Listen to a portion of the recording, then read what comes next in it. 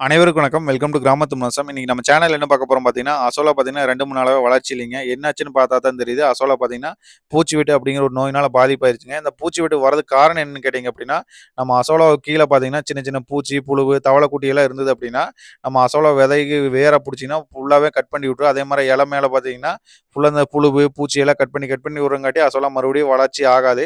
எல்லாமே கருகி போயிருங்க. சரி இது வராம இருக்கறதுக்கு என்ன பண்ணணும்னு கேட்டீங்க அப்படின்னா, அசோலா பெட்டுக்கு மேல கிரீன் ஷீட் நம்ம கிரீன் நெட் கட்டி விட்டோம் அப்படின்னா, நம்ம டைரக்ட்டா பார்த்தீங்கன்னா, மரத்துலருந்து விழுகக்கூடிய இலை, பூச்சி எல்லாம் பார்த்தீங்கன்னா, அசோலா மேல விழுகாது. அப்படி இருந்தாவே பார்த்தீங்கன்னா, நம்மளுக்கு இந்த பூச்சி வெட்டு பிரச்சனை வராதுங்க. இது அதிகமாலாம் வராதுங்க. ஏதோ ஒரு டைம் தான் இந்த மாரி பிரச்சனை வருங்க. சரி நம்ம பெட்ட பார்த்தீங்கன்னா, மறுசீரமைப்பே பண்ணி விட்டுறலாம் அப்படின்ட்டு எல்லா தண்ணியுமே வெளிய எடுத்து ஊத்திட்டு, அதுக்கப்புறம் நம்ம அந்த சேரெல்லாம் வெளிய எடுத்து ஊத்தும்போது தான் தெரியும். நெறையா தவளக்குட்டி இருந்தது. சரி அதையுமே வெளிய எடுத்து ஊத்திட்டுங்க. நெறைய நண்பர்கள் பார்த்தீங்கன்னா, அசோலா விதை வேணுன்ட்டு கால் பண்ணியிருந்தீங்க. ஒரு 10 நாள் மட்டும் வெயிட் பண்ணுங்க. நம்மகிட்ட வாங்கிக்கலாம். ஒண்ணும் பிரச்சனை இல்ல. உங்களுக்கு இந்த வீடியோ புடிச்சிருந்தா மத்தவங்களுக்கு ஷேர் பண்ணி விடுங்க. லைக் பண்ணுங்க, கமெண்ட் பண்ணுங்க, சப்ஸ்கிரைப் பண்ணுங்க. அடுத்து ஒரு நல்ல வீடியோல சந்திப்போம். நன்றி, வணக்கம்.